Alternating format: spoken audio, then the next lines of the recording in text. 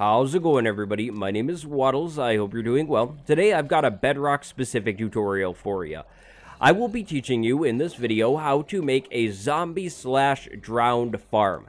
Now, the drowned farm part works off of converting zombies to drowned. So, parts of this farm will work on Java Edition. However, the whole conversion thing isn't really the best way to go about farming drowned on that version of the game. So, as you can see here, I do have zombies and drowned in this thing. You can either take the zombies down to one hit and kill them like that, or you can convert those zombies to drowned and kill those drowned for maybe tridents or nautilus shells, that kind of cool stuff. I will be going step by step. There will be timestamps in the description. Leave a like if this helps you out, and subscribe for more. So, first things first, what do you need to collect to build this farm? Right here is everything you're going to need to get your hands on. This spawner symbolizes a zombie spawner. You will need to find a zombie dungeon in the world and clear it out, because we will be basing the farm around that. Now, you will need 24 signs, a slab, and you'll want to have some extra building blocks as well as pickaxes to dig this thing out and water buckets. You'll probably want a sword to grind out those zombies too once you have it set up, but right here should be everything that you need. So go ahead and gather all of this up and find your zombie spawner. Here's my zombie spawner, all set and ready for me to start setting up this farm. Go ahead, clear your chests out, everything. Make sure this area is nice and lit up. You wouldn't want zombies spawning while you're setting this up. Throw a slab on top of this spawner to prevent zombies from getting stuck on top of the thing. Now, you're going to want to clear out a room. The dimensions of this room should be 4 blocks out in each direction from this spawner. Don't knock out your lighting, but go 4 blocks out. So there is 4, here's 4, there is 4, and finally there is 4, just like that. Now you will want the ceiling to be 3 blocks above your spawner. So right here we can see 1 is the slab and then 2 more past. You will want to dig your floor down 3 blocks from the spawner. So 3 below the spawner, just like that right there. So go ahead and start clearing this whole room out. Do not forget to light this farm, or this room up, excuse me, because zombie spawning while you're trying to work on this thing will not be fun at all. While you're digging out this room, if you do come across entrances into cave systems or anything like that, be sure to block those off, or at least plan to block them off at some point. You won't want this thing open to the caves. Okay, so my whole room is now dug out, and I managed to block off most of the cave entrances. I did leave that one open so I can get in and out of the room, so that's fine. If you've ever made a basic mob farm, that is what we're doing here. Pick one side of your room, it doesn't matter which, and then dig a trench all the way along that side. So just like I did there. After doing that, either count 8 blocks from the corner or just place water down and let it flow and break that 8th block. Get rid of that water, so pick it back up or just completely get rid of it, and get some ice. You will want an ice block on that 7th block, so the block right in front of the block that I just broke. Then, jump down into that trench and break out 3 more, spaces of blocks just like I've done here. Place an ice on the 3rd one or the 2nd one. It's totally up to you. Either should be fine. And then place a soul sand block in front of the ice, just like I've done here. So you should have something that looks like this. Now, like I said, this ice and the soul sand could be moved 1 forward if you want. It doesn't really matter. Technically, you could even push it farther that way. Whatever you want. This is how we're going to move the zombies up and then drop them to bring them down to 1 hit if you want your zombies at 1 hit. So for this next step, you're going to need your signs. You'll need 23 of your 24 signs. We're about to set up the elevator here. To do this, you will need to place 23 signs going straight up above the 2nd ice block, or the ice block that is touching the soul sand block. So basically copying what I did right here, but all the way up 23 blocks.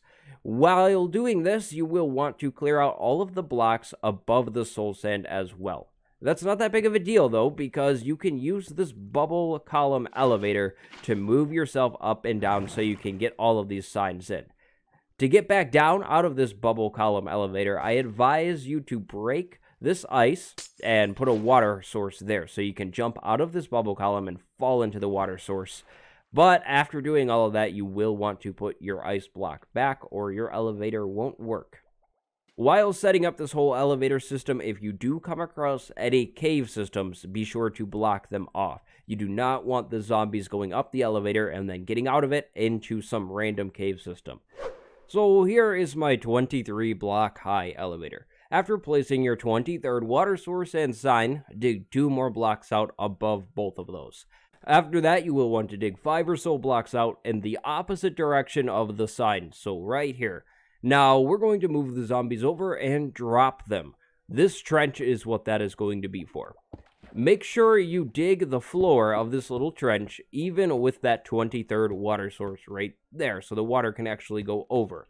If your water does something weird, like mine is doing here, climb into that bubble column somehow and get a block right below the 23rd block, just like I did there. Then you can dig that block back out and your water should go all the way over to one side.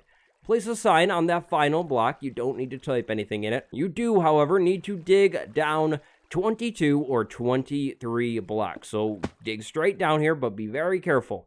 If you hit any caves like I have already hit, make sure you block off this area. You, again, do not want the zombies to go anywhere except down.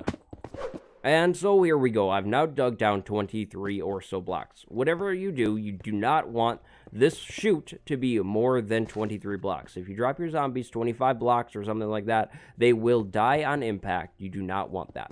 Now, I went ahead and dug out a little room so I could work with this area. This room will eventually become your grinding room, so go ahead and dig it out now, or don't. Finish setting up the farm, whatever you want to do.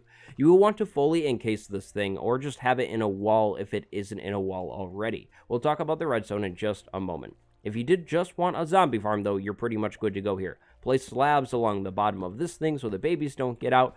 Take the light out of this room and get the water in, which we will talk about in a moment, and you're good to go. Start grinding up your zombies. However, for the conversion farm, we need some redstone. This redstone is pretty simple. To start off with that redstone, get your pistons. You want one piston behind your landing block, which is right there for me, and then you want another piston on the left or the right side of your farm, kind of like I've placed here. Make sure you have some blocks cleared out above this back piston because you want a torch right below it. If you don't have the blocks cleared out, the piston will not extend. You can go ahead and fill blocks back in so the extended piston touches another block. Now we just need to run a wire from the block that the torch is on up to the top piston, which is pretty easy. This wire could be on whatever block you'd like. That means you could build it on quartz or you could build it on planks, whatever you want. But there we go. That's all of the wiring. Now we just need a lever in somewhere, which again can go pretty much anywhere. I could put it there and it'll work. I could put it down here and it'll work. Or you could go ahead and fill in a wall like I'm doing here and place it on the wall near the wire and it'll work. So once you have something set up like this and a lever that can power it, we're good to move on. Block in your redstone so you don't have water pour in there and mess it all up, and grab water and place it one block behind this back piston, just like that. If you flick the lever, the piston should go up and stop the water. That is good. We will convert these zombies with this water source right here. Now to finish up this farm, grab whatever kind of building block you'd like and continue that falling chute down if it isn't already. You will want a slab and you'll want to fill in the other sides of this little wall here so zombies cannot get out. When trying to convert drowned, we will want the pistons facing like this.